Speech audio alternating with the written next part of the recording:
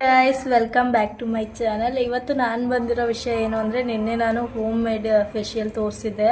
Almost ಅದಕ್ಕೆ ತುಂಬಾ ಚೆನ್ನಾಗಿ ರೆಸ್ಪಾನ್ಸ್ ಬಂದಿತ್ತು ನನಗೆ. ಅದನ್ನು ನೋಡಿ ಸಿಕ್ಕಾಪಟ್ಟೆ ಖುಷಿ ಆಯಿತು. ಹೇರ್ ಗ್ರೋತ್ ಆಗೋದಕ್ಕೆ ನಾವು ಏನೆಲ್ಲ ಮಾಡ್ಬೋದು ಅನ್ನೋದ್ರ ಬಗ್ಗೆ ನಾನು ಇವತ್ತು ಟಿಪ್ಸ್ ಕೊಡ್ತಾ ಇದ್ದೀನಿ. ಕೆಲವೊಂದು ಸರಿ ನಾವು ಏನೇ ಮಾಡಿದ್ರು ನಮ್ಮ ಹೇರೇ ಗ್ರೋ ಆಗೋಲ್ಲ, ಯಾಕೆಂದರೆ ಅದು ಬುಡದಿಂದಲೇ ನಮ್ಮ ಹೇರು ಸ್ಟ್ರಾಂಗ್ ಇರಲ್ಲ. ಸೊ ಹಾಗಾಗಿ ನಮ್ಮ ಹೇರ್ ಕೂಡ ಫುಲ್ಲು ಡ್ಯಾಮೇಜ್ ಥರ ಆಗಿಬಿಡುತ್ತೆ, ಆಮೇಲೆ ತುಂಬಾ ತೆಳ್ಳಗಾಗ್ಬಿಟ್ಟಿರುತ್ತೆ. ಇದು ನಮಗೆ ಕಾಮನ್ ಆಗಿ ಆಗುವಂಥ ಪ್ರಾಸೆಸ್ ಹೆಣ್ಮಕ್ಳಲ್ಲಿ. ಇನ್ನು ಆಫ್ಟರ್ ಡೆಲಿವರಿ ಅಂತೂ ತುಂಬಾ ಹೇರ್ ಫಾಲ್ ಆಗುತ್ತೆ.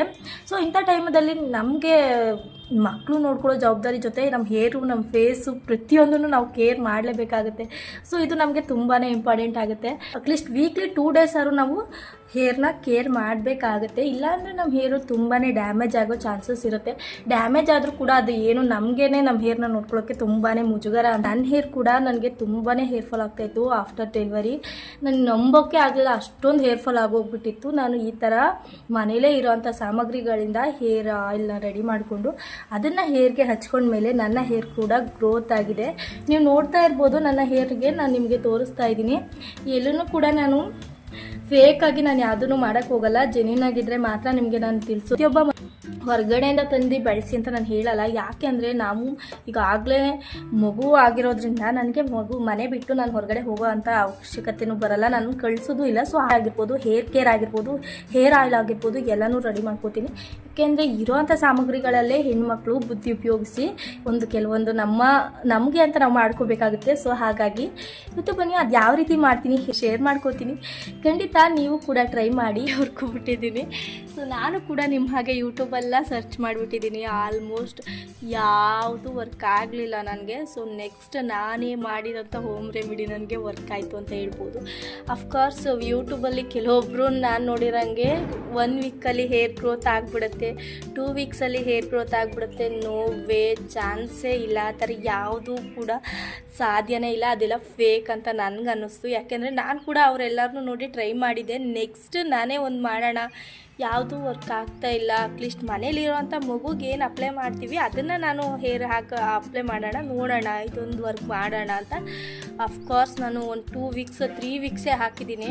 ಇದು ಹಾಕಿದ ಮೇಲೆ ನನಗೆ ನಂಬೋಕ್ಕಾಗಲಿಲ್ಲ, ಅಷ್ಟು ಚೆನ್ನಾಗಿ ಹೇರ್ ಫಾಲ್ ನಿಂತೋಯ್ತು ಮತ್ತು ಹೇರ್ ಕೂಡ ಅಷ್ಟು ಗ್ರೋತ್ ಆಯಿತು. ಅದರಿಂದ ನಿಮ್ಮ ಜೊತೆ ನಾನು ಶೇರ್ ಮಾಡ್ಕೋತಿರೋದು. ಹೇರು ನಮಗೆ ಎಷ್ಟು ಇಂಪಾರ್ಟೆಂಟ್ ಅಲ್ವಾ? ಸೊ ತುಂಬಾ ಇಂಪಾರ್ಟೆಂಟ್ ಆಗುತ್ತೆ. ಏಕೆಂದರೆ ಕೆಲವರು ಹೇರಿಂದಲೇ ಅಂದ ಚಂದ ಎಲ್ಲ ಅಲ್ವಾ? ಸೊ ಹೇರ್ ಇಲ್ಲ ಅಂದರೆ ಯಾರು ಕೂಡ ಅಷ್ಟೊಂದು ಚೆನ್ನಾಗಿ ಕಾಣಿಸ್ತಾರೆ ಅಂತ ನನಗೆ ಅನಿಸಲ್ಲ. ಸೊ ಹೇರ್ ಪ್ರತಿಯೊಬ್ಬರಿಗೂ ಇಂಪಾರ್ಟೆಂಟ್. ಹಾಗಾಗಿ ಕೂದಲನ್ನ ಆರಾಮಾಗಿ ಮನೆಯಲ್ಲೇ ಇರುವಂಥ ಸಾಮಗ್ರಿಗಳಿಂದ ಬೆಳೆಸ್ಬೋದು. ಯಾವ ರೀತಿ ಬೆಳೆಸ್ಬೋದು ಬನ್ನಿ ತೋರಿಸ್ತೀನಿ.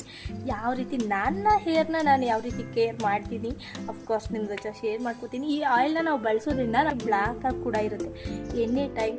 ಮತ್ತು ನಮ್ಮ ಬಾಡಿಗೆ, ನಮ್ಮ ಹೇರ್ಗೆ ಗ್ರೋತ್ ಆಗೋಕ್ಕೆ ಏನೇನು ಪ್ರೋಟೀನ್ ಬೇಕೋ ಆಲ್ಮೋಸ್ಟ್ ಇದರಲ್ಲಿ ಸಿಗುತ್ತೆ ಅಂತ ನನಗೆ ಅನಿಸುತ್ತೆ. ಸೊ ನೋಡೋಣ. ನಾನು ಯಾವುದೇ ರೀತಿ ಜಾಸ್ತಿ ಐಟಮ್ಸ್ ಹಾಕಲ್ಲ, ಒಂದು 3 ಇಂಗ್ರೀಡಿಯೆಂಟ್ಸ್ ಅಷ್ಟೇ. ಈ ಥರ ಒಂದು ಪ್ಲೇಟ್ನ ಇಟ್ಕೊಂಡಿದ್ದೀನಿ. ಸೊ ಇದಕ್ಕೆ ನಾನು ಫಸ್ಟು ಮೊದಲಿಗೆ 1-2 ಟೇಬಲ್ ಸ್ಪೂನ್ ಕೈ ಎಣ್ಣೆನ ಬಳಸ್ಕೊತಾ ಇದ್ದೀನಿ, ನೋಡ್ತಾ ಇರ್ಬೋದು ಇಲ್ಲಿ. ನೆಕ್ಸ್ಟ್ ಇದ್ರ ಜೊತೆಗೆ ನಾನು 2 ಟೇಬಲ್ ಸ್ಪೂನ್ ಆಲ್ಮಂಡ್ ಆಯಿಲ್ನ ಬಳಸ್ಕೊತಾ ಇದ್ದೀನಿ. ಇನ್ನು ಇದ್ರ ಜೊತೆಗೆ 4 ಕಾಳು ಮೆಂತೆನ ಸೇರಿಸ್ಕೊತಾ ಇದ್ದೀನಿ. ಅದೆಲ್ಲ ನೀಟಾಗಿ ಫುಲ್ ಬ್ಲ್ಯಾಕ್ ಆಗಬೇಕು ಮೆಂತೆ. ಅಂಥ ಟೈಮಲ್ಲಿ ನಾನು 1-2 ಟೇಬಲ್ ಸ್ಪೂನ್ ಕೊಬ್ಬರಿ ಎಣ್ಣೆನ ಸೇರಿಸ್ಕೊತಾ ಇದ್ದೀನಿ.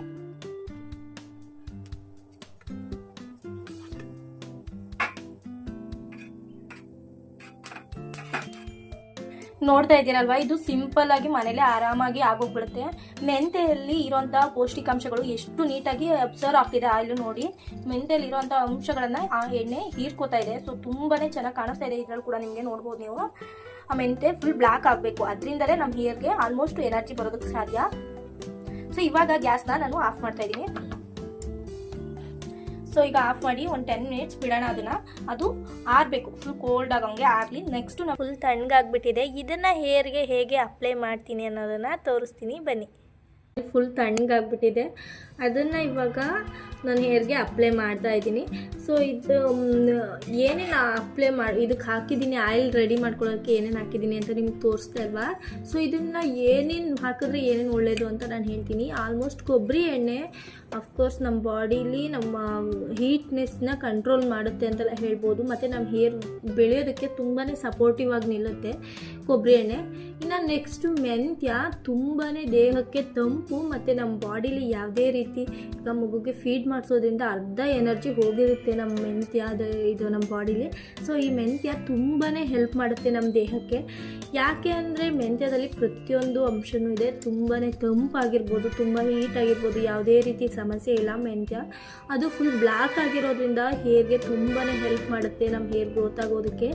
ನೆಕ್ಸ್ಟ್ ಇನ್ನು ನಾನು ಕೊಬ್ಬರಿ ಎಣ್ಣೆನ ಬಳಸ್ಕೊಂಡಿದ್ದೀನಿ. ಆಲ್ಮೋಸ್ಟ್ ನಿಮಗೆ ಕೊಬ್ಬರಿ ಎಣ್ಣೆ ತುಂಬಾ ಎಲ್ಲರೂ ಯೂಸ್ ಮಾಡ್ತಿರಲ್ವ ಹೇರ್ಗೆ, ಸೊ ಹಾಗೆ ಮಾಮೂಲಿ ಕೊಬ್ಬರಿ ಎಣ್ಣೆನ ನಾನು ಬಳಸ್ಕೊಂಡಿದ್ದೀನಿ. ಅದಾದ ನಂತರ ಕೈ ಎಣ್ಣೆ.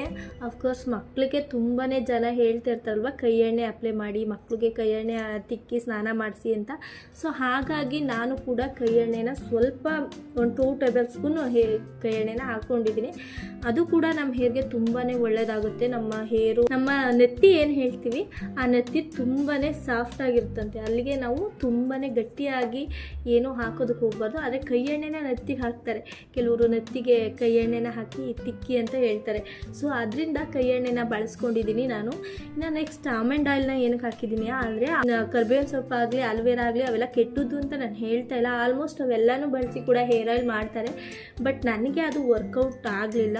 ಸೊ ನಾನು ಬಳಸೋ ರೀತಿ ಇದು ಸಿಂಪಲ್ಲಾಗಿ ನನಗೆ ಈಸಿ ಮನೇಲೇ ಇರೋ ಅಂಥ ಸಾಮಗ್ರಿಗಳು ಅಂತ ಅನ್ನಿಸ್ತು. ಸೊ ಹಾಗಾಗಿ ನಾನು ಇದನ್ನು ನಿಮ್ಮ ಜೊತೆ ಶೇರ್ ಮಾಡ್ಕೋತಾ ಇದ್ದೀನಿ. ಆಲ್ಮೋಸ್ಟ್ ಇದು ಮೆಂತ್ಯ ಮತ್ತು ಕೈ ಎಣ್ಣೆ, ಕೊಬ್ಬರಿ ಎಣ್ಣೆ 3 ಮಿಕ್ಸ್ ಆದರೆ ಒಂದು ಎನರ್ಜಿ ಆದರೆ, ಈ ನೆಲ್ಲಿಕಾಯಿ ಮತ್ತು ಬಾದಾಮಿ ಎಣ್ಣೆ ಏನಿದೆ 2 ಮಿಕ್ಸ್ ಆದರೆ ಇನ್ನೂ ಡಬಲ್ ಎನರ್ಜಿ ಅಂತ ಹೇಳ್ಬೋದು. ಸೊ ಹಾಗಾಗಿ ನಮ್ಮ ಹೇರ್ ಸ್ಟ್ರಾಂಗ್ ಆಗಿರುತ್ತೆ. ಸೊ ಇದರಿಂದ ನಾವು ಕೂಡ ಆ್ಯಕ್ಟಿವ್ ಆಗಿರ್ಬೋದು, ನಮ್ಮ ಹೇರ್ ಕೂಡ ಗ್ರೋತ್ ಆಗೋದಕ್ಕೆ ತುಂಬಾ ಸಪೋರ್ಟ್ ಆಗುತ್ತೆ. ಸೊ ಖಂಡಿತ ನೀವು ಕೂಡ ಈ ಹೇರ್ ಆಯಿಲ್ನ ಟ್ರೈ ಮಾಡಿ ಹೇಗೆ ಅನ್ನಿಸ್ತು ಅಂತ ಕಮೆಂಟ್ ಮೂಲಕ ತಿಳಿಸ್ಬೋದು. ಎಸ್ಪೆಷಲಿ ಒಂದೇ ವೀಕಿಗೆ ಒಂದೇ ಮಂತಿಗೆ ಯಾವುದೂ ಆಗಲ್ಲ, ಬಟ್ ಸತತ ಪ್ರಯತ್ನದಿಂದ ಖಂಡಿತ ಆಗುತ್ತೆ. ಅಫ್ಕೋರ್ಸ್ ನಾನು ನಿಮ್ಗೆ ಹೇಳಿದ್ದೆ ಅಲ್ವಾ, ಯಾವುದೂ ಒಂದೇ ಸರಿ ಆಗಲ್ಲ. ಖಂಡಿತ ಪ್ರಯತ್ನ ಪಡ್ತಾಯಿದ್ರೆ ಒಂದಲ್ಲ ಒಂದು ದಿವಸ ಹಾಗೆ ಆಗುತ್ತೆ. ಸೊ ನಾನಿವಾಗ ನೀಟಾಗಿ ಹೇರ್ನ ಅಪ್ಲೈ ಮಾಡ್ತಾಯಿದ್ದೀನಿ. ಸೊ ಇದನ್ನು ನೀಟಾಗಿ ನೋಡಿ ಈ ಥರ ನೆತ್ತಿಗಾಗಿರ್ಬೋದು.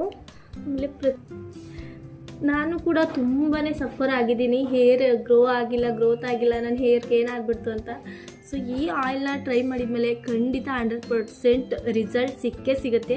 ಅಂದರೆ ಇನ್ಸ್ಟೆಂಟಾಗಿ ಸಿಗದೆ ಇರ್ಬೋದು, ಆದರೆ ಒಂದಲ್ಲ ಒಂದು ದಿವಸ ಖಂಡಿತ ಸಿಗುತ್ತೆ ಅಂತ ನಾನು ಹೇಳೋದಕ್ಕೆ ಇಷ್ಟಪಡ್ತೀನಿ.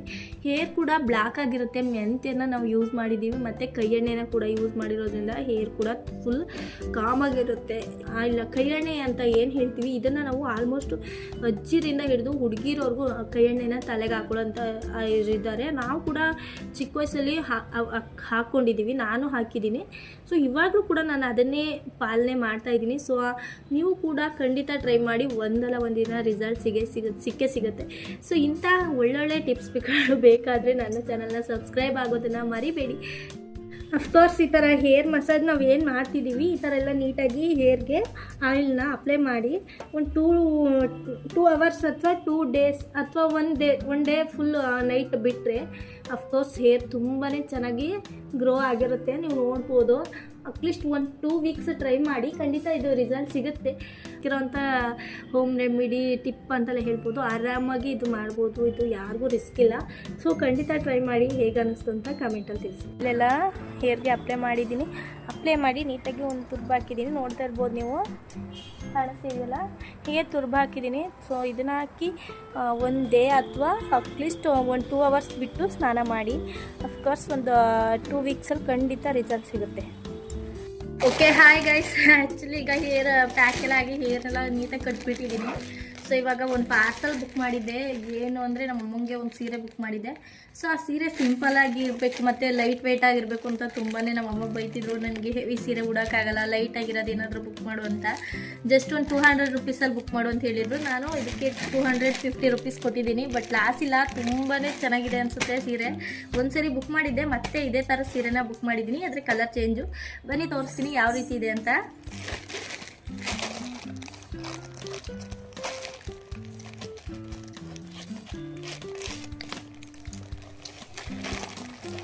ಇದಂತೂ ತುಂಬಾ ಇನ್ನೊಂದು ಬುಕ್ ಮಾಡಿದ್ದೆ ಬ್ಲೂ ಕಲರಲ್ಲಿ ನೋಡಿ, ಇದು ಸಕ್ಕತ್ತಾಗಿದೆ. ಕಲರು ಕೂಡ ತುಂಬಾ ಚೆನ್ನಾಗಿದೆ. ಇಲ್ಲಿ ನೋಡ್ತಾ ಇರ್ಬೋದು ನೀವು. ಜಸ್ಟ್ ಇದಕ್ಕೆ 250 ಅಂದರೆ ನಂಬೋಕ್ಕೆ ಆಗಲ್ಲ ಅಲ್ವಾ. ಈಗ ಶಾಪಲ್ಲಿ ಅಲ್ಲಿ ಇಲ್ಲಿ ಹೋದರೆ ತುಂಬಾ ಕಾಸ್ಟ್ಲಿ. ಇದು ನಾನು ಯಾವುದಾದ್ರು ಬುಕ್ ಮಾಡಿದ್ದೆ ಅಂತ ಹೇಳಬೇಕು ಅಂದರೆ ನೀವು ಖಂಡಿತ ನನ್ನ ಚಾನಲ್ನ ಸಬ್ಸ್ಕ್ರೈಬ್ ಮಾಡ್ಕೋಬೇಕು. ನೋಡಿ ಎಷ್ಟು ಚೆನ್ನಾಗಿದೆ. ಕಲರ್ ಅಂತೂ ಸಿಕ್ಕಾಪಟ್ಟೆ ಗ್ರ್ಯಾಂಡ್ ಆಗಿದೆ. ನಾನು ನಿಜ ಊಹೆ ಕೂಡ ಮಾಡಿರಲಿಲ್ಲ, ಅಷ್ಟು ಚೆನ್ನಾಗಿದೆ. ವಾವ್ ಅನ್ನಿಸ್ತೈತೆ ನನಗೇನೆ ನೋಡೋಕ್ಕೆ. ಸಿಕ್ಕಾಪಟ್ಟೆ ಚೆನ್ನಾಗಿದೆ guys. Super colour.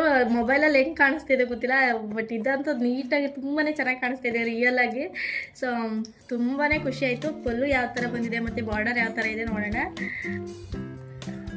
Wow guys, ತುಂಬಾ ಚೆನ್ನಾಗಿದೆ. ಗ್ರೀನ್ ಕಲರ್ ಸೆರಗು ಬಂದಿದೆ. ಸಿಕ್ಕಾಪಟ್ಟೆ ಕುಚ್ಚು ಕೂಡ ಬಂದಿದೆ ನೋಡಿ. ಕುಚ್ಚು ಸ್ಯಾರಿಗೆ ಪಿಂಕ್ ಕಲರ್ ಆ್ಯಂಡ್ ಬ್ಲೂ ಕಲರಲ್ಲಿ ಕುಚ್ಚು ಕೂಡ ಇದೆ ಫುಲ್ಲು. ಸಿಕ್ಕಾಪಟ್ಟೆ ಖುಷಿ ಆಯಿತು ಗೈಸ್. ತುಂಬಾ ಚೆನ್ನಾಗಿ ಬಂದಿದೆ ನೋಡಿ.